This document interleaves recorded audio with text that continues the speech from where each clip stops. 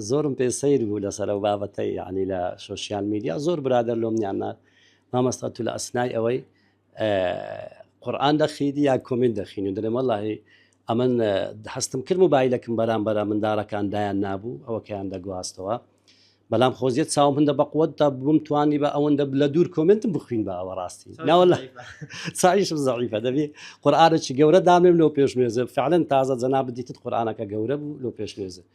بەتەکید یعنی شتیوانە نییە یعنی هەر جائز نییە ئەتوو لە ناو نوێژە کۆمنت بخوینیەوە بەڵام دیتت کە ستاندەکە لەگە قورئانەکەی لە تەنی شتێک من تەماشای قورئانەکەمە کرد بیرم لەوەی دەکردەوە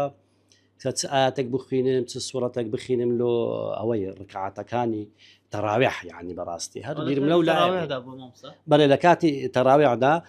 نەک لە ئەسنای تەراویح سونەتم دەکرد لە ئەسنای سونەتەکە سونەتی پاش عیشایە تەماشام دەکرد فکرم قورئانەکەشم لێ کرد بۆ داخ بزانم چێن دەربخوێنم باشە فکرم لەو لای بوو فکرم لەسەرەوەی نەبووە کە خەڵک ئەو ستاندە خۆت دادناویان منداڵەکان دانا بەتاکید منداڵەکان حەزیان لێبوو یعنی کە